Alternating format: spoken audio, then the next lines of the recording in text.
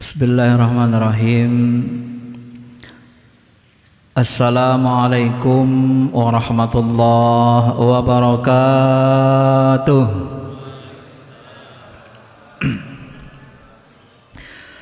Alhamdulillahi hamdan na'imin. Ashhadu an la ilaha illallah Rabbuna Rabbul alamin.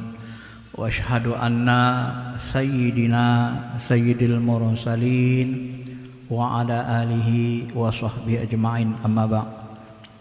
Ma'asyiral muslimin, jemaah Bapak Ibu yang dirahmati Allah,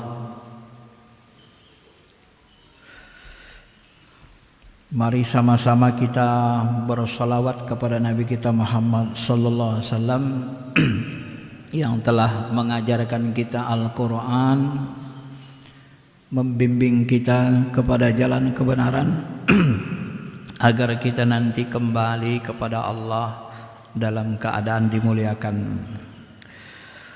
Mudah-mudahan nanti juga kita akan dikumpulkan bersama beliau sallu alaihi, bersama sahabat-sahabat wa ala alihi, dan keluarga beliau yang dimuliakan Allah Subhanahu wa taala. Ma'asyiral muslimin, jemaah Bapak Ibu yang dirahmati Allah, pada subuh ini kita akan membahas surah Az-Zilzalah. Ya. Banyak orang tidak tahu keutamaan surah ini. Surah ini sebenarnya seperti dikatakan Nabi dalam sebuah hadis, ya, surah ini sebenarnya setara dengan separuh Al-Quran. Kalau surah Al-Ikhlas itu setara dengan sepertiga Al-Quran. Surah Al-Zilzalah ini dalam satu riwayat dikatakan malah lebih dari sepertiga Al-Quran membacanya. Maka dari itulah kita ingin membahas ini. Kenapa ini bisa begitu besar pahala membaca surah ini? Tentu dalam kandungan maknanya itu ada nilai-nilai keimanan yang sangat tinggi atau manfaat yang besar kalau dipahami dengan ikhlas, dengan hati yang lapang, pikiran yang terbuka, dan hati yang tidak menutup diri dari kebenaran yang dijelaskan oleh Allah Subhanahu wa taala. Bapak Ibu yang dirahmati Allah, Allah Subhanahu wa taala berfirman, "Idza zulzilatil ardu zilzalaha." Apabila bumi dizulzilah, digoncangkan dengan segoncang-goncangnya. Wa akhrajatil ardu asqalaha, bumi pun mengeluarkan asqalaha, bebannya, isinya. Ketika bumi digoncang oleh Allah, maka dia keluarkan seluruh isinya. Wa qalal insanu malaha, pada hari itu manusia bertanya, malaha, ada apa ini? Kok bisa bumi goncang seperti ini? Yauma idzin tuhaddisu akhbaraha, pada hari itu bumi menceritakan kabarnya, beritanya. Bi anna rabbaka awhalaha, karena sesungguhnya Allah Subhanahu wa taala awhalaha, menyuruhnya melakukan itu, ya, untuk menghancurkan, menggoncangkan dirinya, menghancurkan bumi. Yauma idzi yasdurun nasu ashtata, maka pada hari itu manusia keluar dari kuburnya dalam keadaan ashtata, terpencar-pencar, berkelompok-kelompok. Untuk apa? Untuk liurau a'malahum, agar mereka diperlihatkan kepada mereka balasan semua perbuatan mereka. Faman ya'mal mithqala dzarratin khairan yarah, siapapun yang beramal mengerjakan satu kebaikan seberat biji zarrah, yarah, dia pasti akan menemukan, mendapati balasannya. Wa may ya'mal mithqala dzarratin syarran yarah, dan siapa yang mengerjakan kejahatan walaupun seberat biji jarah, walaupun sekecil semut, walaupun sebesar atom, dia akan melihat balasannya di sisi Allah Subhanahu wa taala. Jadi tidak ada satu kebaikan, kejahatan pun yang tidak diberikan Allah balasan. Sebenarnya kalau kita membaca ini kan takut kita, Pak. Ada nggak yang luput dari perhatian Allah di langit di bumi? Tidak ada. Maka Imam Asy'ari itu kan Imam Ghazali sempat mengkafirkan para filosof Muslim. Kenapa? Karena mereka tidak percaya Allah mengetahui yang kecil-kecil, yang detail. Allah pengetahuannya hanya yang umum-umum saja, yang general. Maka orang yang berkeyakinan seperti ini adalah kafir, kata Al-Ghazali. Maka dia mengkafirkan orang filosof yang tidak percaya dengan keilmuan Allah yang mengetahui seberat biji jarah. Bertentangan dengan ayat ini. Masyarul muslimin, Bapak Ibu yang dirahmati Allah. Ayat ini disebut ayat Madaniyah. Ya. Kalau di dalam tafsir Wahbah Juheli di sini disebutkan summiyat surah Al-Zilzalah. Kenapa surah ini disebut Zilzalah? Karena liftitahiha bil ikhbar an hudus al-zilzal. Karena ayat ini, surah ini dimulai dengan berita zilzal, berita kegoncangan, ya, yang menunjukkan akan terjadinya hari kiamat. Idza zulzilatil ardu zilzalaha. Dan uniknya surah ini surah Madaniyah. Biasanya surah begini Makkiyah banyakan. Madaniyah itu apa? Turunnya sesudah hijrah ke Madinah. Masih ada turun ayat yang sepotong-sepotong berkaitan dengan keimanan. Biasanya kan kalau yang berkaitan dengan keimanan itu rata-rata Makkiyah. Qul huwallahu ahad, qul a'udzu birabbin nas, qul a'udzu birabbil falaq. Itu rata-rata Madaniyah, Makkiyah sebelum Nabi hijrah ke Madinah. Nah, tetapi surah ini turun pula di Madinah, ya. Walaupun nanti Ibnu Katsir mengatakan ayat ini Makkiyahnya ini, tapi banyak ulama mengatakan Madaniyah. Ya. Masyarul muslimin, Bapak Ibu yang dirahmati Allah Subhanahu wa taala. Kemudian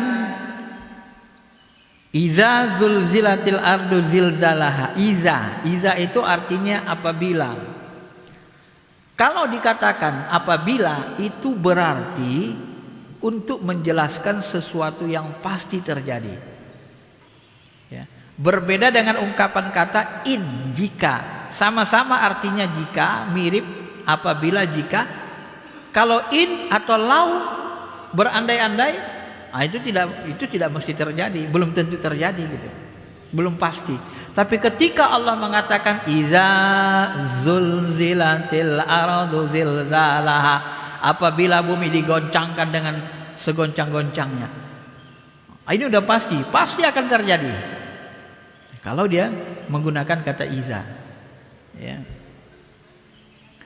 Zulzilat, digoncangkan dari dasar bumi. Jadi bawah bumi, lapisan paling bawah itu bergoyang dia. Sedangkan bergerak saja magma bawah bumi kita sudah gempa kan. Bagaimana kalau bawahnya digoncang Allah, ini hancur semua. Enggak ada yang tersisa. Ya. Maka disebut zilzalah. Zilzalah ini penguat seperti emphasize untuk menunjukkan keseluruhan bumi. Ya, kalau tsunami kan masih sebahagian saja. Gempa Jogja saja. Tsunami hanya daerah Aceh dan sebahagian Sumatera gitu ya.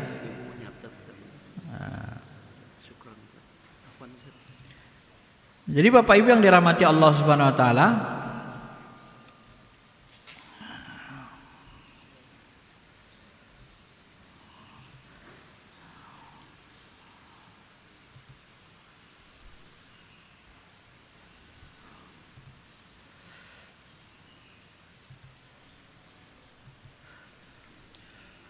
jadi Bapak Ibu yang dirahmati Allah Subhanahu wa taala,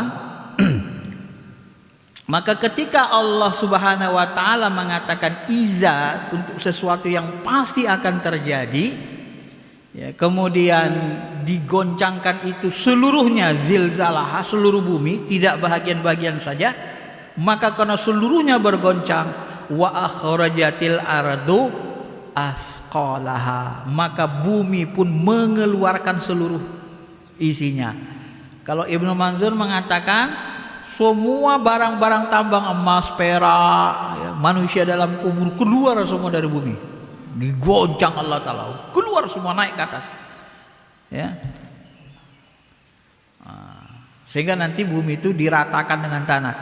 Kemudian disebut Allah dalam ayat lain, wa idzal ardu muddat wa alqat ma fiha wa takhallat, dan apabila bumi diratakan, diratakan Allah, kemudian walqat ma fiha wa takhallat, yang semuanya dilemparkan apa yang ada di dalamnya dan menjadi kosong. Nah, ini sebenarnya bahasa wa takhallat.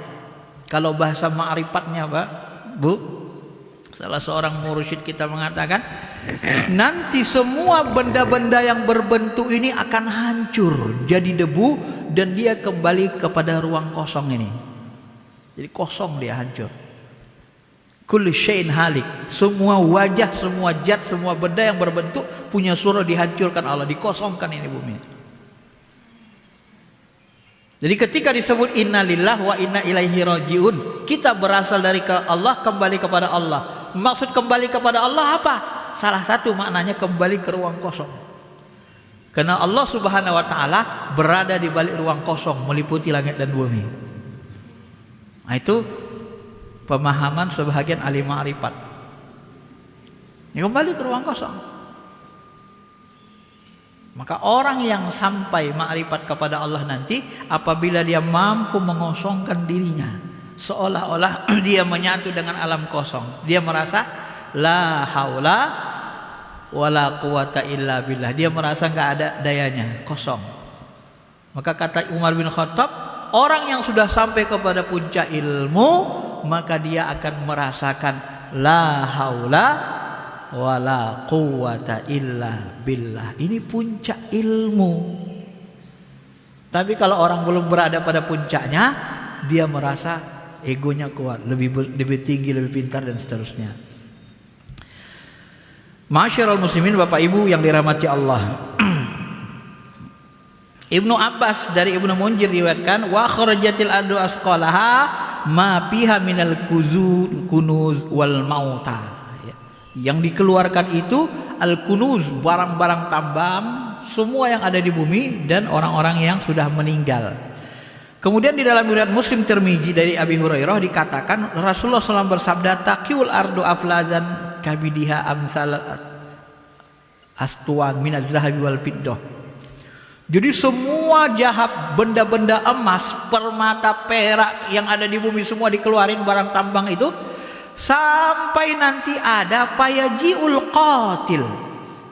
Jadi orang-orang yang membunuh itu, pembunuh-pembunuh di bumi yang masih hidup, ya, begitu boncang bumi keluar, emas keluar, perak keluar dari bumi semua, mereka pun ketakutan.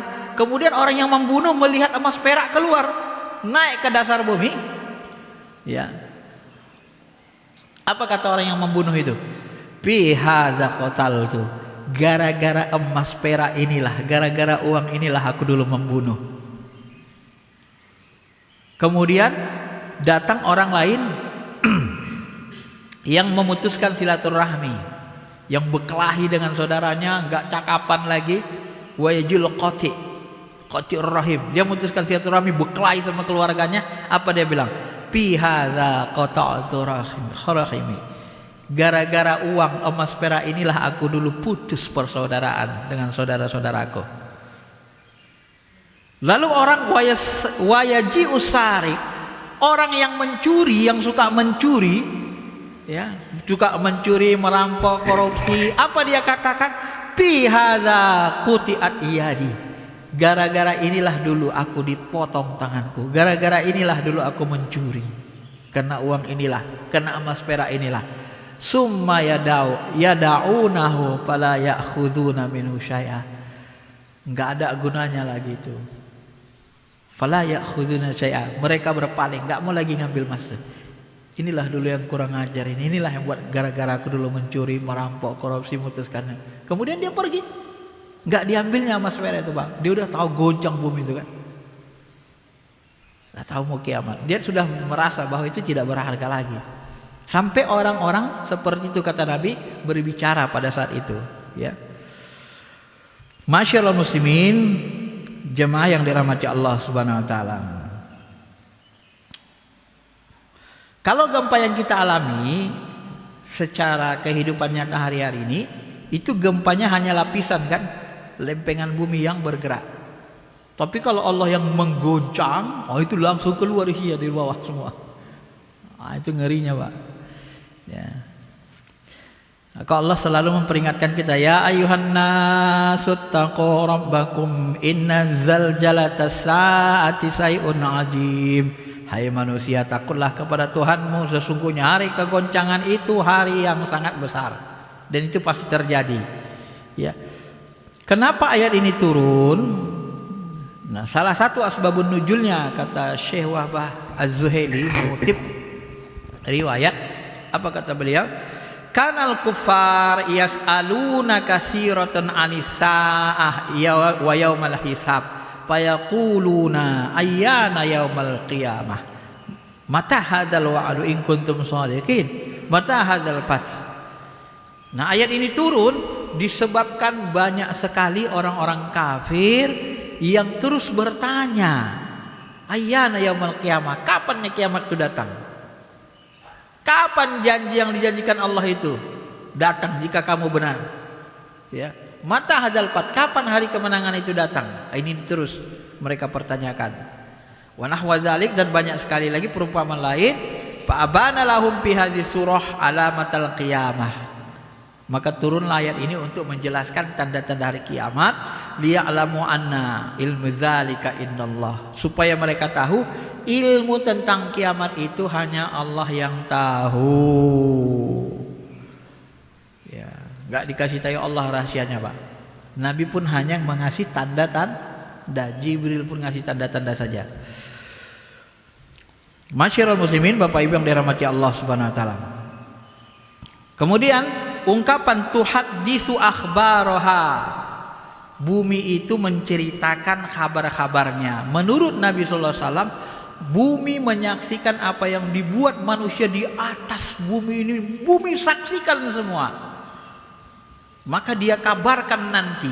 Maka di akhirat nanti, Pak, bumi ini cerita jadi saksi. Kalau kita bohong, bumi cerita, ya Allah, ini dulu buat jahat. Bohong dia.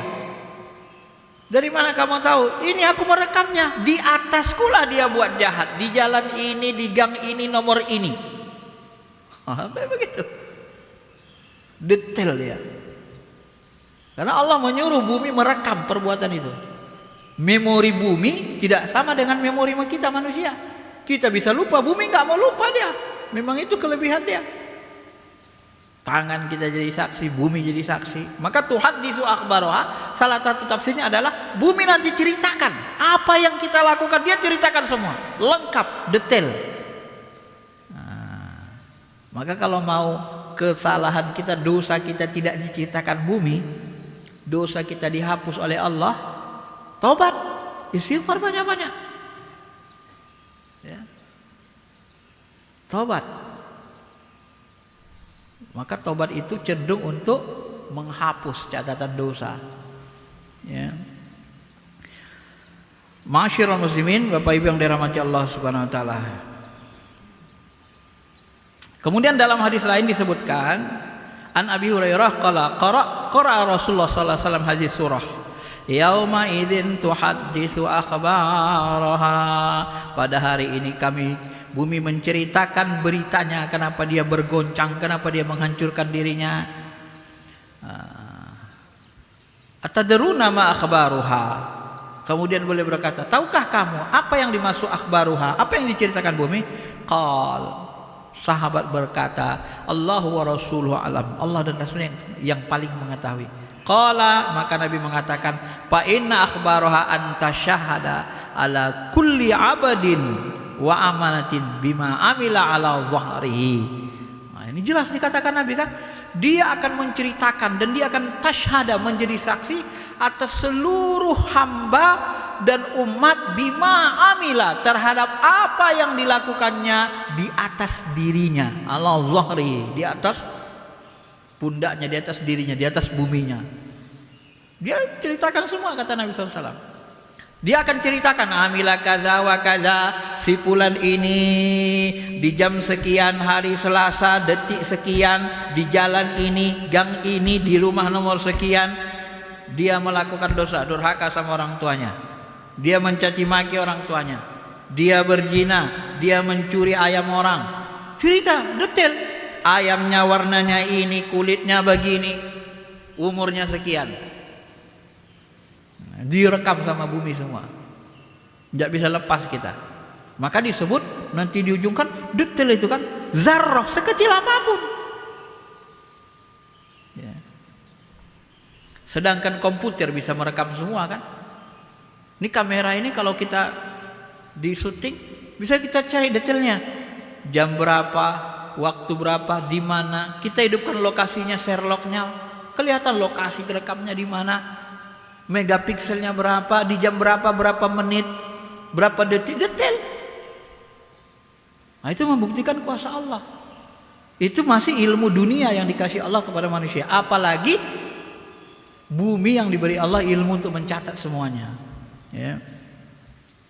Maka Nabi menyebut begitu, wa innal arda litukhbiru yaumal qiyamah bikulli amalin wa amilin ala zahrihi. Maka di hadis lain disebut, ditegaskan lagi, sesungguhnya bumi akan mengkabarkan hari kiamat seluruh amalan manusia yang dilakukan di atas dirinya. Wa qara'a Rasulullah SAW idza zulzilatil ardu zilzalaha hatta balagha, sampai ayat yauma idzin tuhaddisu akhbaraha ya. Kemudian Nabi mengatakan, atadruna ma akhbaraha, tahukah kamu apa yang dikabarkannya? Kemudian jaa Jibril. Jibril datang. Kemudian Jibril mengasih tahu kepada Nabi, khabaruha idza kana yaumal qiyamah akhbarat bikulli amalin umila ala zahri. Sama. Jadi Nabi menyebutkan tadi itu ilmunya berasal dari Jibril. Jibril datang, dia bisikkan. Yang dimaksud dikabarkan adalah, hai Muhammad, semua perbuatan manusia dikabarkan oleh bumi. Maka Syekh Sa'di mengatakan, bumi jadi saksi bagi semua orang yang telah beramal dahulu di atasnya. Bumi dulu telah menjadi saksi amalan setiap hamba, dan Allah memerintahkan untuk memberitahukan amalan manusia, dan perintah Allah kepada bumi ini harus dijalankan. Yauma tajidu kullu nafsin ma amilat min khairin muhdara wa ma amilat min su'in tuwaddu law anna bainaha wa bainahu amadan ba'ida. Ini kekesalan orang-orang yang berbuat jahat. Pada hari ketika setiap diri mendapati segala kebaikan yang dihadapkan kepadanya, begitu juga kejahatan yang dikerjakannya. Ia ingin sekiranya antara aku dengan kejahatanku ini ada jarak yang sangat jauh sekali. Seandainya ya, ini enggak diketahui begitu. Jadi berandai-andai karena dia merasa sangat berdosa. Kemudian tafsir auhalaha secara bahasa artinya Allah mewahyukan kepada bumi. Nah, kalau disebut auhalaha pakai kata laha dia, ini maksudnya isyarat yang cepat, bisikan yang tegas dan cepat, artinya mengilhamkan.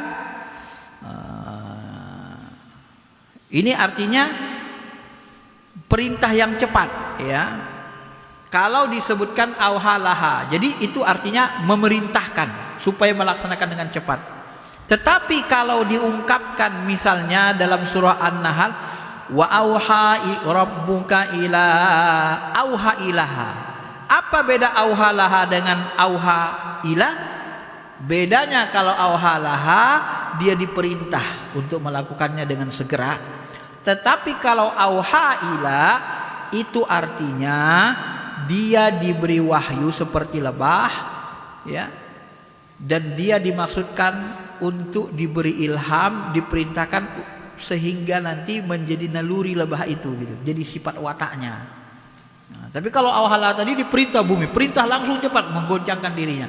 Tapi kalau lebah tadi itu Allah mewahyukan kepadanya, maksudnya Allah menjadikan jadi naluri bagi diri lebah. Nah, ini kalau dalam ayat makna auha ila dengan auhala ada bedanya. Sehingga kalau Allah berfirman wa auha rabbuka ilan nahli anittakhidhi minal jibali buyutan wa minasyajari wa mimma ya'rishun, Tuhanmu mengilhamkan kepada lebah, buatlah sarang-sarang di pegunungan, di pepohonan dan bangunan yang dibuat manusia. Jadi tabiat bagi lebah karena auha ila. Jadi diwahyukan kemudian menjadi tabiat, kebiasaan bagi lebah. Tapi kalau yang tadi bumi enggak jadi kebiasaan. Oh, mana ada tiap tahun pula bumi bergoncang mengeluarkan dari isinya, ya kan? Itu perintah cepat. Nah, itu makna perbedaan makna auhalaha dengan auhaila. Dan kalau kita pahami dengan rinci lagi, lebih teliti lagi, kalau kita pahami auha ini artinya arti dasarnya mewahyukan, membisikkan. Wahyu itu bisikan. Seperti bisikan, bisikan cepat, tidak mesti bersuara, bisikan itu. Nah, kalau kita pahami secara sederhana, lebih detail lagi kita ambil ilmu hikmahnya, lebah bisa mendapat wahyu, benar? Bumi bisa mendapat wahyu. Loh, kenapa manusia tidak bisa dapat wahyu, dapat ilham? Coba. Ada orang kan tidak mengakui ilham. Gak usahlah wahyu dalam bentuk Al-Quran, karena gak ada kenabian lagi kan. Karena wahyu dalam bentuk wahyu seperti Nabi gak ada lagi, udah ditutup khatamal anbiya oleh Nabi SAW. Gak ada wahyu seperti itu lagi. Tapi kalau wahyu dalam bentuk ilham, jangankan manusia, lebah, bumi bisa nerima ilham. Ya bagaimana dengan manusia? Masa manusia gak bisa nerima? Ini untuk menyanggah pendapat orang-orang yang menolak ilham, menyanggah pendapat orang yang melemahkan manusia nggak bisa mendapat ilham. Ada sebagian orang nggak percaya sama ilham, ya. Dianggap mereka ilham itu kayak halusinasi, macam-macam lah ya dugaan mereka. Nah, kalau Ibnu Katsir mengatakan auha itu maksudnya azana, ditafsirkan azana, mengizinkan. Nah, jadi diizinkan bumi itu untuk menggoncangkan dirinya oleh Allah. Sedangkan Imam Mujahid dan Imam Al-Qurtubi mengatakan amaro, memerintahkan. Jadi Allah memerintahkan bumi untuk menggoncangkan dirinya, ya. Masyiral muslimin, Bapak Ibu yang dirahmati Allah. Kemudian setelah digoncangkan maka terjadilah manusia itu menjadi ashtata. Yauma idzi yasdurun nasu ashtata.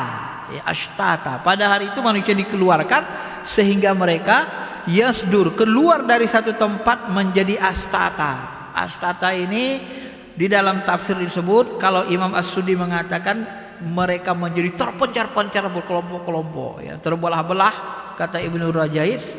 Ibnu Jurais, kalau As-Sudi mengatakan berkelompok-kelompok. Ya, kalau nanti di akhirat ini kelompok, ini mohon maaf, ini kelompok orang yang dermawan, ini kelompok ulama yang alim, ini kelompok orang miskin yang sabar, ini kelompok orang yang penjina, ini kelompok orang yang koruptor. Disatukan gitu kelompok-kelompok, ya. Nah, ini orang beriman yang kecepatannya nanti naik sirat secepat kilat, ini yang seperti apa namanya, seperti kuda terbang. Nah, ini seperti kuda, ini seperti orang yang merangkak. Itu kelompok-kelompok, ya. Nah, dari sini salah satu pendapat ulama mengatakan bahwa nanti manusia itu berkelompok-kelompok. Kemudian faman ya'mal mithqala dzarratin khairan yarah, barang siapa beramal seberat biji zarrah. Zarrah ini sesuatu yang sangat kecil. Sebenarnya dulu arti awalnya semut kecil, waktu dia kecil sekali mau hidup itu diartikan.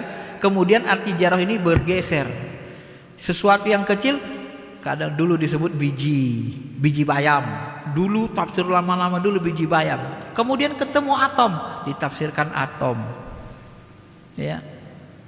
Ditafsirkan debu. Pokoknya benda yang paling kecil. Sekarang lebih kecil dari atom ada lagi. Apa namanya?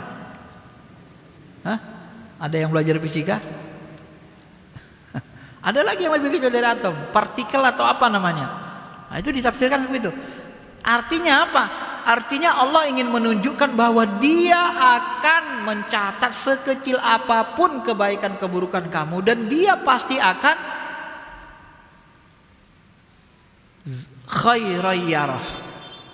Dia pasti akan yarah, menampakkan balasannya kepada kalian semua, baik yang khair maupun yang syar, maupun yang buruk.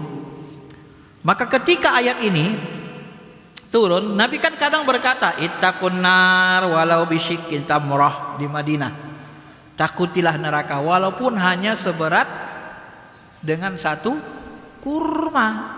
Takuti neraka walaupun kau sedekah dengan satu biji kurma. Artinya apa? Kalau kita masih punya uang, ada orang lemah minta sedekah, sedekahlah walaupun hanya 1.000 perak. Wah. Bila perlu kalau nggak ada uang, yang ada cuman goceng 500, kasih aja. Aduh, nggak ada uang kecil nih Pak, cuman ada ini. Sambil senyum, habis uangnya. Nah. Kenapa? Karena jangan anggap sepele dengan yang kecil. Ada satu riwayat Al-Ghazali bermimpi bertemu dengan Allah. Ya, lalu Al-Ghazali bertanya kepada Allah, ya Allah, kenapa engkau pilih mengenalimu, menjadi orang yang kenal kepadamu? Apa jawab Allah? Karena engkau kurahmati, kuberikan rahmatku. Kenapa engkau memberi aku rahmatmu? Karena pada waktu satu saat engkau menulis buku, tiba-tiba lalat masuk ke gelasmu. Engkau tidak bunuh lalat itu, binatang itu. Engkau celupkan, kemudian engkau keluarkan, terbangkan, biarkan dia hidup. Karena engkau membiarkan makhlukku yang kecil itu hidup, muncul kasih sayangmu pada dirinya, maka aku berikanlah kasih sayangku kepadamu. Coba, hanya dengan hal yang kecil. Maka nggak boleh Pak kita sepele dengan perbuatan baik, yang penting betul-betul ikhlas. Dalam hadis Sahih Bukhari juga disebut seorang penjina, waktu itu disebut seorang zani. Kalau disebut zani biasanya itu aktivitasnya, biasanya itu pelacur. Orang yang berzina sekali tidak bisa disebut pelacur, tapi orang yang berzina menjadikan zina profesinya baru disebut pelacur. Nah, dalam hadis itu disebut az-zani, seorang pelacur. Ketika dia mengambil air, menimba air, dia lihat anjing kehausan. Padahal anjing itu binatang haram dimakan kan? Anjing kehausan, menjulurkan lidahnya, diambil air itu, dikasih minum sama dia. Ghafarallah, Allah hapuskan dosanya. Jadi kalau dia mau tobat gampang. Kenapa? Karena saking ikhlasnya, sayangnya dia melihat anjing itu, kasihannya dia melihat itu, muncul kasih sayangnya. Maka irhamu mampil ardi yarhamukum mampis sama. Sayangi kamu makhluk di seluruh bumi, pasti nanti langit akan menyayangimu. Nah, itu kan bahasanya. Jadi untuk menurunkan rahmat Allah itu kita sebanyak nyayangi makhluk. Jangan kejam sama makhluk, apalagi sama orang-orang lemah, ya kan? Nah, itu caranya. Karena kita masuk surga ini bukan karena amal. Dulu pernah saya jelasin, bukan karena amal. Amal kita nggak bisa masukin surga, nggak cukup Pak beli surga amal kita. Kalau tidak dibantu dengan rahmat Allah, bal bi rahmati. Dan salah satu cara mendapatkan rahmat Allah paling cepat adalah dengan menyayangi makhluknya. Ya. Masyiral muslimin, Bapak Ibu yang dirahmati Allah. Di lain hadis disebut, hindarilah dosa-dosa kecil seberat biji zarah sekalipun, karena dia akan menuntut pelakunya pada hari kiamat. Kalau kita tidak bertobat, dia akan menuntut kita nanti. Ini lagi yang menarik hadis ini. Ya, akhraja Ibnu Jarir, Ibnu Munzir, Ibnu Abi Hatim At-Tabrani fil Awsat wal Hakim fit Tarikhi wa Ibnu Mardawiyah wal Baihaqi fi Syu'bul Iman an Anas, dari Anas bin Malik, bainama Abu Bakar Siddiq ya'kulu ma'an Nabi sallallahu alaihi wasallam. Satu waktu Abu Bakar makan bersama Nabi sallallahu alaihi wasallam. Ya, makan bersama, makan jemaah. Tiba-tiba idz nazalat alaihi, tiba-tiba turun ayat, dibacakan Nabi, "Faman ya'mal mithqala dzarratin khairan yarah wa may ya'mal mithqala dzarratin syarran yarah." Pak Abu Bakar, ya Daud. Terkejut Abu Bakar. Ya Rasul, betulnya seberat biji zarrah pun dihitung Allah, baik buruknya? Kaget dia. Ya Rasulullah, inilah ra'in ma'amil timim misqala dzarratin min syarr. Apakah betul perbuatan dosaku seberat biji zarrah pun akan dibalas Allah?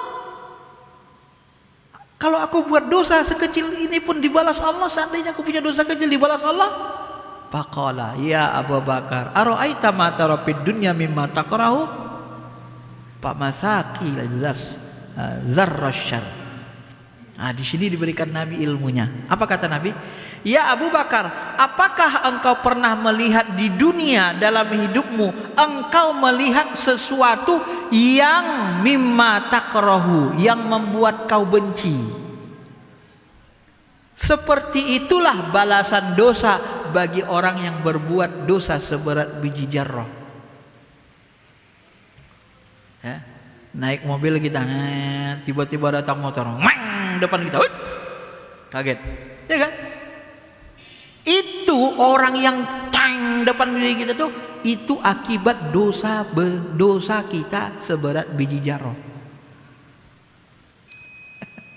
Jadi kalau dihitung-hitung Bapak Ibu, kalau ada sesuatu yang menjengkelkan, introspeksi diri. Jangan banyak nyalahin orang. Introspeksi. Sebenarnya itu karena dosa kita, makanya ditunjukkan Allah kita sesuatu yang kita tidak suka. Nah, itu salah satu balasan dari perbuatan dosa seberat biji zarrah tadi. Ya. Kalau dalam hadis sahih lain, gigitan semut yang menggigit kita, itu ngapusin dosa. Untuk ngapusin dosa kita, gigitan nyamuk sakit terasa, itu ngapusin dosa. Ya. Nggak ada yang nggak ngapusin dosa. Semua yang rasa sakit, maka kita disuruh bersabar. Kalau kita nggak bersabar, nambah dosa. Paham ya? Nah, sampai begitu Nabi menjelaskannya ya. Wa yudakhiru lakam masaqilu zarrahal hatta tuwaffahu yaumal qiyamah. Begitu juga nanti kebaikan yang seberat biji zarrah akan Allah balas sampai nanti disempurnakan balasannya di hari kiamat, kata Nabi. Nah, dalam hadis lain disebut ra'ainahu ma tarawna mimma takrahuna fadzalika mimma tuzad wa yukharuna khairan. Ini penjelasan, sama maknanya ya. Sesuatu yang engkau lihat membuat engkau benci, takrah, enggak suka, itulah balasan perbuatan dosa seberat biji zarrah. Jadi Bapak Ibu yang dirahmati Allah Subhanahu wa taala, kemudian dalam hadis lain lagi dikatakan ini, ketika turun ayat ini Abu Bakar Siddiq qaidan, ya, dia duduk waktu itu, kemudian dia baka menangis mendengar ayat ini. Kemudian dia katakan kepada kemudian Rasulullah SAW berkata, ma yubkika ya Abu Bakar, ya Abu Bakar, kok nangis engkau, kenapa rupanya? Yubkini hazis surah, aku nangis karena surah ini. Lau annakum tukhti'una wa yunibuna faghfirlakum la khalaqallahu ummah yukhti'una wa yunibuna wa yaghfirullah. Aku nangis karena mendengar ayat ini. Seberat biji zarrah pun salahku masih saja dihitung Allah, masih saja Allah berikan balasan buruk, katanya. Lalu Nabi mengatakan, apa kata Nabi? Memberi harapan, karena dia tadi sedih sekali. Maka kata Nabi, hai Abu Bakar, seandainya ada manusia kalian tidak berbuat dosa, Ya, nanti Allah akan menciptakan makhluk orang-orang generasi yang berdosa, lalu mereka bertobat dan Allah mengampuni mereka. Yukhti'una faghfarallahu lahum. Jadi sahabat itu banyak yang takut dosa. Maka dalam ungkapan-ungkapan Abu Bakar, kadang-kadang Abu Bakar tuh ngomong, ya Allah, sekiranya lah aku menjadi daun saja, nggak usah jadi manusia. Saking takutnya dia dihisap. Sekiranya aku jadi daun saja. Kalau jadi daun kan nggak dihisap, Bapak Ibu.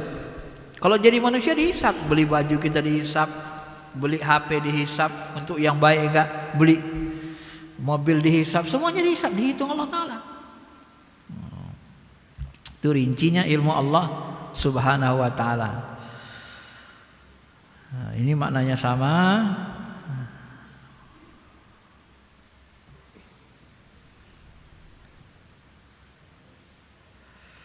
Nah, ini tentang balasan pahala dosa. Ini disebutkan Rasulullah SAW. Ya, dosa besar nanti pahala dosanya tetap besar. Ya. Kemudian dosa kecil tetap balasannya kecil. Tetapi ada satu kabar gembira, seluruh kebaikan kita, fa innal hasanah bi asyri amsalihha. Kebaikan akan dibalas lipat ganda 10. Kemudian yakni ila 700 sampai 700.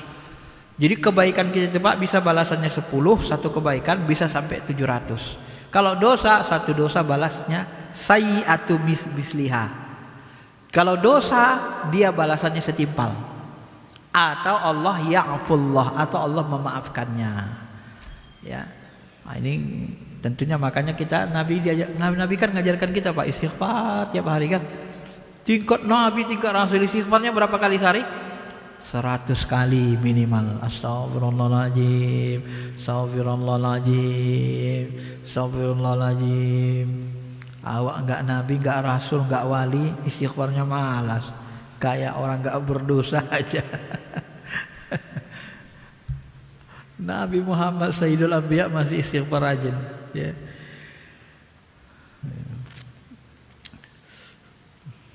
Bapak Ibu yang dirahmati Allah, yang terakhir ya'mal yarahu berasal dari kata ro'a, awalnya artinya melihat dengan mata, ro'a. Kemudian beralih maknanya melihat dengan pikiran, ro'yu, memandang, berpikir ya. Sampai nanti beralih kepada ro'a bil manam, melihat dengan mata hati, melihat dengan mata ruh. Jadi ada pergeseran makna dari yang. Sedangkan ya'mal lebih gampang, berasal dari kata amal. Amal itu pekerjaan perbuatan yang menggunakan daya manusia bentuk apapun. Ya. Kemudian secara ilmiah ada sedikit tafsir ilmiahnya. Gempa ini terjadi proses pertumbuhan dan pelumatan lempeng. Sebenarnya kalau gempa secara ilmu alam itu ada manfaatnya. Ya. Ada manfaatnya tetap. Sebenarnya kalau terjadi gempa itu dia untuk menetralisir sesuatu yang ada di bawah bumi. Maka kalau terjadi gempa, walaupun karena dosa-dosa sebagian orang, kita tetap istighfar, mohon ampun dan sangka baik kepada Allah. Karena bagi Allah itu tidak ada yang buruk. Ya. Nah. Maka gempa itu nanti bisa bermanfaat mendorong aneka mineral keluar dari bumi. Jadi setelah gempa nanti kekayaan alam kita nambah banyak. Kadang Allah mau menggesernya Pak gitu kan. Jadi tak selamanya. Sebenarnya kalau kita ambil hikmah hidup ini semuanya baik bagi Allah ya, pandangan Allah. Nah, cuma kita yang jahat ya merasa memang harus begitu, introspeksi kan. Kalau terjadi gempa ya kita yang berdosa harus mengingat. Nah, kalau bahasa saya, ketika ulama berdakwah kadang dakwanya terlalu keras, kemudian ditutup mulutnya gitu kan, dipaksa tutup mulutnya. Jadi bagaimana cara Tuhan menyampaikannya? Menyampaikan dakwah lagi, dibongkar kasus. Wah, kasus yang buat gempar. Karena ulama udah nggak bisa lagi ngomong. Kalau ngomong ditangkap misalnya, gitu kan? Maka terjadi kasus, dibongkar kasus yang buat heboh. Untuk apa? Supaya manusia introspeksi diri. Nah, begitu kadang Allah memberi pelajaran, Pak, dalam kehidupan kita ya. Banyak cara Allah Subhanahu wa taala. Nah, keutamaan surah Zilzalah inilah yang tadi saya buat di pengantar yang banyak orang nggak tahu. Dalam sebuah hadis disebut man qara'a idza zulzilatil ardu zilzalaha, Udilat lahu binisbil Quran. Ini setara dengan membaca separuh ayat Quran. Pahami maknanya, resapi. Takut kita Pak, seberat biji jarrah, dibalas keburukan itu. Ayat ini udah buat kita takut kan? Nah, buat kita berhitung untuk tidak berbuat dosa. Ini udilat lahu nisbil Quran, setara dengan separuh Quran. Ini banyak kita yang nggak tahu Pak. Kalau udah tahu ya rajin-rajin bacanya kan dalam sholat. Wa man qara'a qul huwallahu ahad al-ikhlas, siapa yang membaca surah al-ikhlas qul huwallahu ahad, udilat lahu bisulusil Quran. Ini udah kita bahas. Ini sepertiga lebih hebat mana dengan idza zulzilatil? Lebih banyak mana pahalanya? Lebih banyak idza zulzilatil ardi zilzalaha.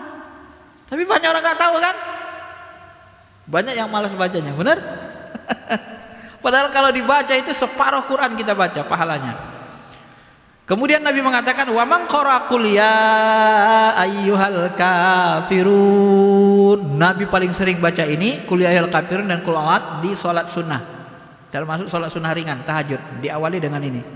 Ini setara dengan rubu'il Quran, setara dengan seperempat Al-Quran, ya.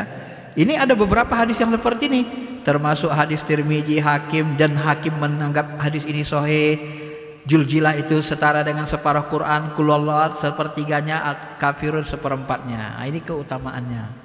Makanya tadi kita tergerak untuk membahas ini supaya bisa kita amalkan dan kita pahami dalam kehidupan, kita amalkan dan praktekkan dalam kehidupan.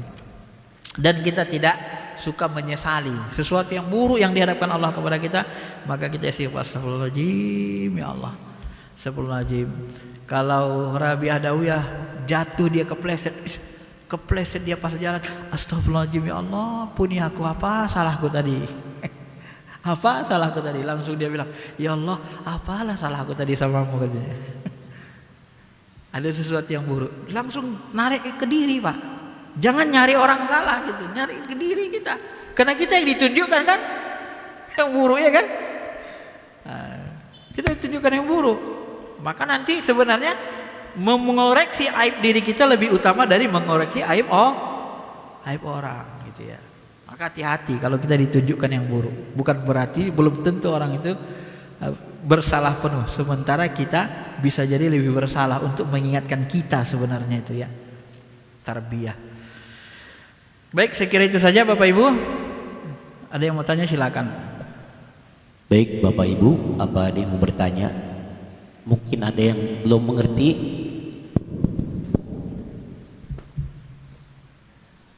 Assalamualaikum warahmatullahi wabarakatuh. Waalaikumsalam.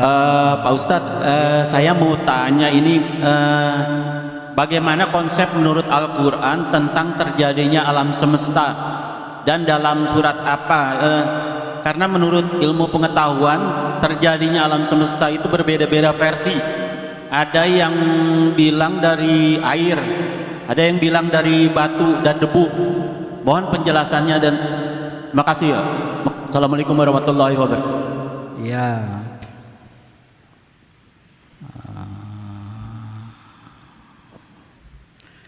Bagaimana proses terjadinya alam semesta? Ya, ini ayat-ayat Al-Quran tentang alam semesta kan banyak ini.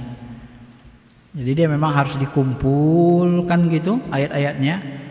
Setelah dikumpulkan nanti baru dipadu dia, baru diambil ilmu saintifik dihubungkan. Cara memahaminya seperti itu. Apakah nanti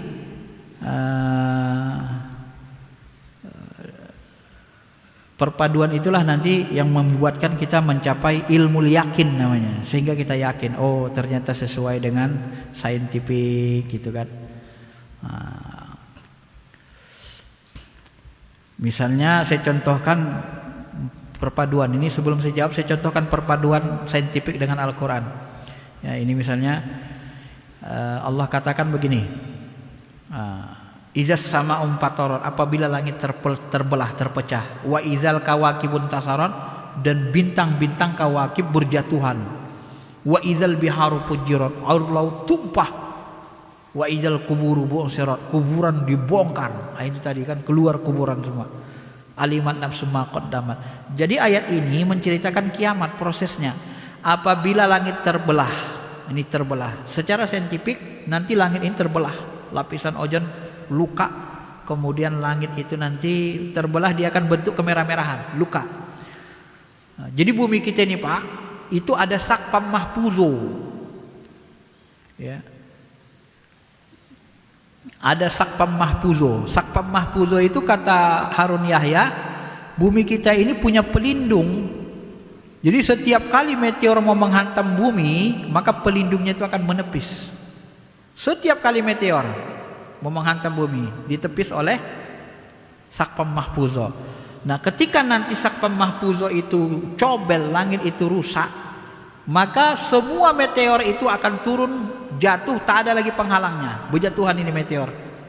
Meteor jatuh, maka kena bumi, hancur bumi itu, kena bumi, maka bumi itu bergoncang, berjatuhan. Kawakibun tasarat, maka nanti bumi hancur, luka hancur. Goyang bumi itu, maka air laut pun menguap. Wa idzal biharu fujirat. Jadi runtun. Nah, ini salah satu teknis untuk menyatukan Al-Quran dengan saintifik. Nah, bagaimana dengan penciptaan Al-Quran, penciptaan langit dan bumi? Nah, kalau di dalam Al-Quran salah satu mukjizat Al-Quran itu disebut bahwa langit dan bumi itu pada awalnya sesuatu yang padu. Ya.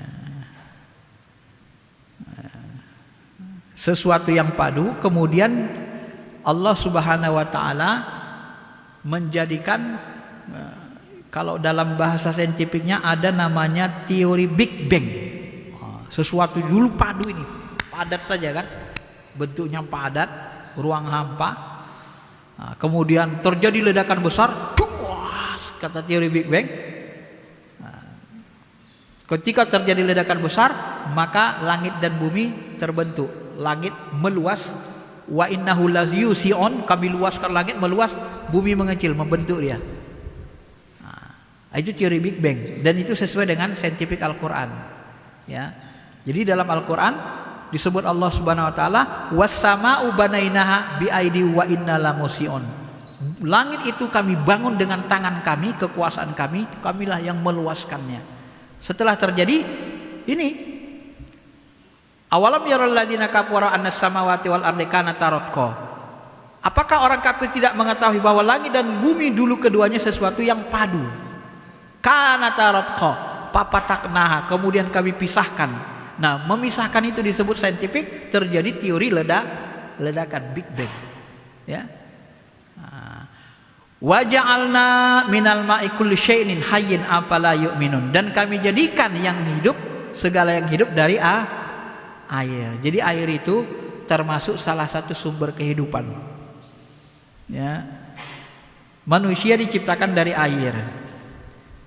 Kita dari air, setetes yang hina. Bahkan ikan-ikan di laut itu kalau kita pikir-pikir, dari mana asal ikan di laut? Coba pikir-pikir. Asalnya dari mana? Ikan yang pertama, misalnya ikan, kalau dalam kehidupan kita sehari-hari kita sering ikan bawal, ikan gembung. Dari mana asal ikan ini? Dari mamaknya. Mamaknya kakeknya. Kakeknya dari mana? Buyutnya dari mana? Awalnya dari mana diciptakan Allah? Nah, ya bisa jadi nih ya dari air itu. Ya dari air. Kejadian pertama kalinya. Bagaimana cara membentuknya? Belum dikasih tahu Allah rahasianya. Karena air itu, maka air itu lambang kehidupan. Ya. Dan kita tidak bisa hidup kecuali dengan air. Gak ada makhluk yang bisa hidup dengan air. Bumi tanpa air hujan mati. Benar? Mati, tandus. Ya. Kita kalau kekosongan air gak bisa bertahan hidup lama. Maka air itu dianggap Allah sebagai salah satu sumber hidup, awal kehidupan. Ya. Nah, jadi kalau alam jasmani itu banyak dari air, kalau alam ruhani dari cahaya. Kalau kita bicara tasawuf dari cahaya. Nur Jad Allah itu asal penciptaan Nabi Muhammad, maka Nur Muhammad itu disebut dengan Nur Jad. Kemudian ruh kita berasal dari nur Muhammad. Nah, malaikat itu berasal dari nur kita. Bawahnya lagi. Maka manusia lebih tinggi dari malaikat sebenarnya. Baru nanti dari nur malaikat itu terbentuk menjadi nar, api. Itulah asal penciptaan jin. Dari nar, api, asal penciptaan jin, maka terbentuk nanti asal penciptaan jiwanya binatang, tumbuh-tumbuhan, ke bawah terus dia. Itu kalau yang ruhaninya. Kalau yang jasmaninya itu kebanyakan dari air. Maka kita dari air kan, dari sperma, ovum jadi. Dan isi badan kita ini 2/3-nya air. Ini kalau diteliti 2/3 air. Dan bumi ini isi 1/3-nya 2/3 air, hanya 1/3 daratan. 2/3-nya air, Pak. Kalau menurut wahyu begitu ya. Yang pertama kali Allah ciptakan adalah qalam, pena, nur Muhammad, ruh Muhammad, itu sama. Akal. Nur Muhammad, ruh Muhammad, pena, akal, itu sama, kata Syekh Abdul Qadir. Nah, itu sama bentuknya. Namanya saja sebutan yang beda. Kalau di alam ruhani, kalau di alam jasmani yang berfisik itu kebanyakan kullu syai'in hayyin minal ma, segalanya dari air. Ya. Dibentuk Allah Subhanahu wa taala. Bagaimana caranya? Ya harus diteliti lagi. Ya, harus kita teliti. Baik, itu yang bisa saya jawab. Yang tak bisa saya jawab ya tak saya jawab. Karena pengetahuan ini kan sangat dalam sekali. Ada lagi? Ada lagi Bu? Dari Ibu kali yang bertanya.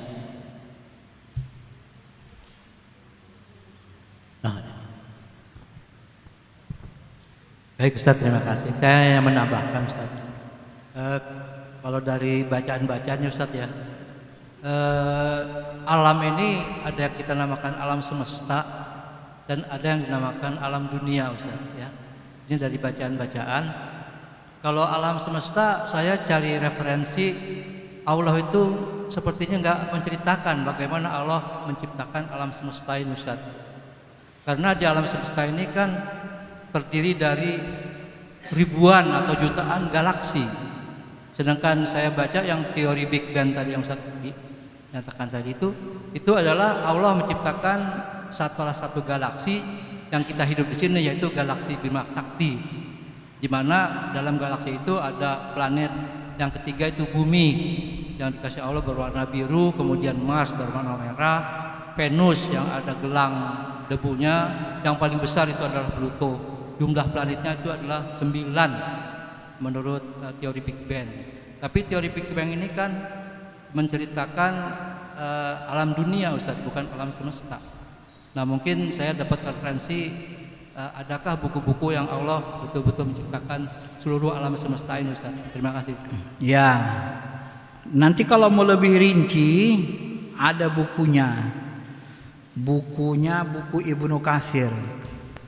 Ya, dia menceritakan sejak awal kejadian langit dan bumi sampai kiamat. Nah, sekarang sudah diterjemahkan. Kemarin saya tanya terjemahnya kalau nggak salah 22 atau 23 jilid. Ya, buku itu diterjemahkan. Nah, itu tulisan Ibnu Katsir. Dia tulis sejarah, isinya sejarah pencipta langit dan bumi, sejarah kejadian masa Nabi sampai hari kiamat. Dajjal apa semua dia ceritakan. Itu ada cerita di situ. Cuman kalau di ringkasannya, satu ringkas setebal ini, ya bayangkan 22-23 jilid diringkas segini kan nggak lengkap dia. Nggak lengkap jadinya. Itu hanya bisalah membantu kita ya. Artinya memang kalau secara umum teori Big Bang itu hanya ceritakan tadi alam semesta, ya alam semesta bukan keseluruhan. Ya memang dalam Quran disebut ini didekatkan dengan teori Big Bang karena Allah menciptakan langit dan bumi. Nah sementara di langit ini banyak lagi yang lain kan. Langit 1, 2, 3 kan banyak lapisannya termasuk galaksi-galaksi. Nah yang bisa kita pahami secara saintifik, ya galaksi-galaksi itu awalnya dulu ya mungkin dari ruang kosong yang mendekat-dekati kan. Dari ruang kosong, dari asap, dari tumpukan asap. Nah, itu model-model hadis kan begitu. Ruh kita dulu berada di dalam ruang yang hampa, dia berasal dari debu. Nanti kalau kita kaji ruh itu seperti itu Pak, banyak hadisnya. Nah, jadi ruh kita seperti debu, ruh kita itu dulu awalnya. Karena ruang ini semuanya segala sesuatu itu berasal dari yang kosong. Dari yang kosong. Maka nanti kembali kepada ruang kosong. Kemudian segala sesuatu yang berbentuk akan dihancurkan. Dihancurkan kemana larinya? Ya jadi debu, jadi ruang kosong kan? Kembali kepada yang kosong. Nah, ini semuanya. Maka di dalam teori fisika kuantum, teori yang paling modern saat ini, ini yang paling tinggi lagi, adanya makhluk surah bentuk nyata kita ini sebenarnya itu berasal dari yang gaib, yang tak kelihatan. Yang tak kelihatan itu bersusun-susun dia materinya menjadi terpancar menjadi nyata. Awalnya dari yang tak kelihatan. Maka alam bumi, alam nyata ini kata Imam Al-Ghazali itu adalah gambaran alam malakut. Apa yang ada di alam nyata ini gambaran alam malakut. Sampai begitu Al-Ghazali dalam Mishkat Anwar itu yang kemarin kita bahas bukunya kan. Kita buktikan dengan hadis-hadis sahih bahwa yang nyata berasal dari yang tidak nyata. Contoh, air jam-jam itu berasal dari aliran air sungai surga, kata Nabi SAW. Benar? Itu ada sahih. Air surga nyata nggak? Surga alam gaib kan? Tidak nyata kan? Nah, air jam-jam itu kata Nabi berasal dari aliran air surga. Bagaimana Allah membuat yang tidak nyata menjadi nyata? Ya Allah. Itulah ilmu Allah. Belum dikasih tahu kita, Pak. Satu, dua. Siti Maryam itu setiap kali dibawakan Jibril makanan dari sorga. Artinya apa? Makanan sorga yang tak terlihat. Sorga itu kan gaib, gak terlihat. Itu bisa dibawakan makanan. Kok jadi nyata di bumi? Datang makanan sorga, Pak, ke bumi. Itu cuma menyatakan makanan gaib jadi nyata. Allah alam. Nah, itulah Allah Ta'ala ilmunya. Jadi kalau Bapak kira-kira alam itu kira-kira begini. Kemarin ada bertanya kepada saya, Ustaz saya mohon maaf katanya. Kenapa? Saya kadang mikir kayak gini katanya. Kan film terbaru itu ada film Doctor Strangers, judulnya Metaverse, lapisan-lapisan alam semesta. Apa kira-kira alam itu seperti itu, Ustaz? Saya kaget.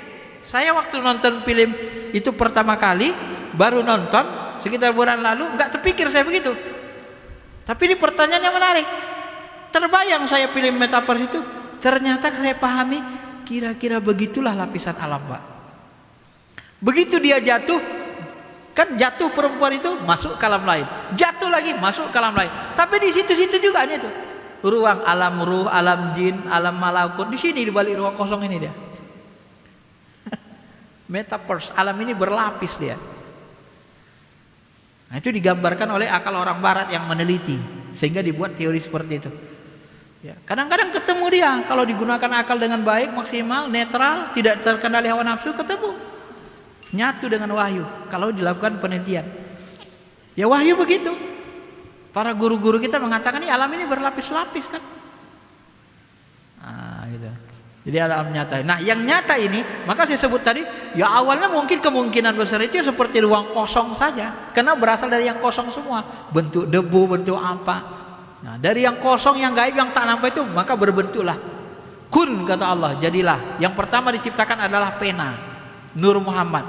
Pena itulah sumber ilmu yang mentransfer alam gaib, alam kosong ke alam huruf menjadi nyata.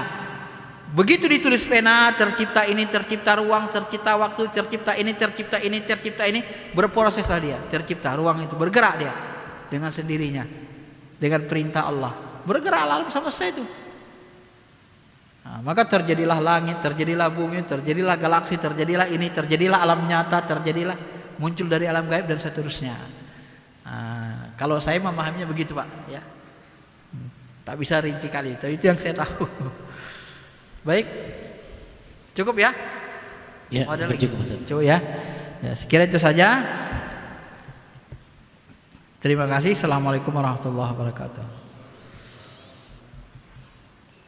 Demikianlah pengajian kita pada hari ini. Mudah-mudahan apa yang disampaikan guru kita dapat bermanfaat bagi kita semuanya. Doa akan dipimpin oleh Ustaz Doa pipit Ustaz. Astaghfirullahaladzim. Alhamdulillahirabbil alamin, wassalatu wassalamu ala asyrafil anbiya wal mursalin wa ala alihi wa sahbihi ajma'in. Ya Allah ya Rahman ya Rahim, kami adalah hamba-Mu, ciptaan-Mu ya Allah. Kami dalam perjanjian untuk mentaati-Mu ya Allah. Dalam hidup ini kami banyak berbuat dosa, sering tergelincir. Hati kami sering lupa dan lalai dari-Mu ya Allah, dari mengingat-Mu ya Rahman. Kami akui segala kelemahan kami, ketidakberdayaan kami, kekalahan kami menepis godaan setan, dan kekalahan kami kadang-kadang dalam mengendalikan hawa nafsu. Maka ampunilah dosa kami ya Rabb. Ampuni dosa kami ya Rahman. Bimbing kami ke jalan kebaikan, kebenaran ya Rahim. Bukakan pintu mata hati kami sehingga kami bisa menyaksikan Engkau, menyaksikan sifat-Mu, menyaksikan nur zat-Mu, sehingga kami merasa yakin dengan tauhid keyakinan kami memandang Engkau ya Allah, memandang kenyataan-Mu ya Allah. Bukakan hijab-hijab hati kami ya Allah, sehingga kami yakin kepadamu ya Allah. Ya Allah ya Rahman, kami sadar dosa-dosa kami banyak, maupun baik dosa besar maupun dosa kecil. Ampuni seluruh dosa kami ya Allah. Hapuskanlah catatan-catatan buruk dari dosa yang kami lakukan ya Allah. Dosa yang pernah kami lakukan bukan untuk melawan-Mu, menentang-Mu, mengingkari kekuasaan dan ketuhanan-Mu ya Allah. Dosa yang pernah kami lakukan semata-mata karena kebodohan kami, kejahilan kami, ketidakberdayaan kami menepis godaan setan, kekalahan kami mengendalikan hawa nafsu kami ya Allah, kelemahan kami ya Rahman. Bukan karena kami ingin mengingkari-Mu dan karena durhaka kepada-Mu ya Rabb. Kami sadar Engkaulah Tuhan kami. Kami sadar Engkaulah yang menciptakan kami. Kami sadar kepada-Mu lah kami kembali. Kami mencintai-Mu ya Allah. Kami mencintai-Mu ya Rahman. Dan jadikanlah hati kami ini terus bertambah cinta dan rindu kepada Engkau ya Rahim. Tak ada terbersih di hati kami untuk melawan, menentang-Mu ya Rahman. Karena Engkaulah Tuhan kami yang sebenar-benarnya. Karena Engkaulah yang memberikan kami rezeki, kehidupan. Bagaimana mungkin kami akan mendurhakai melawan Engkau ya Allah? Sedangkan Engkaulah yang memberikan segalanya kepada kami. Wahai Tuhan kami, terima doa dan pinta kami. Rabbana atina fid dunya hasanah wa fil akhirati hasanah wa qina adzabannar. Sallallahu ala khairi khalqihi nabiyina Muhammadin wa ala alihi wa sahbihi ajma'in. Walhamdulillahi rabbil alamin. Terima kasih. Assalamualaikum warahmatullahi wabarakatuh. Waalaikumsalam.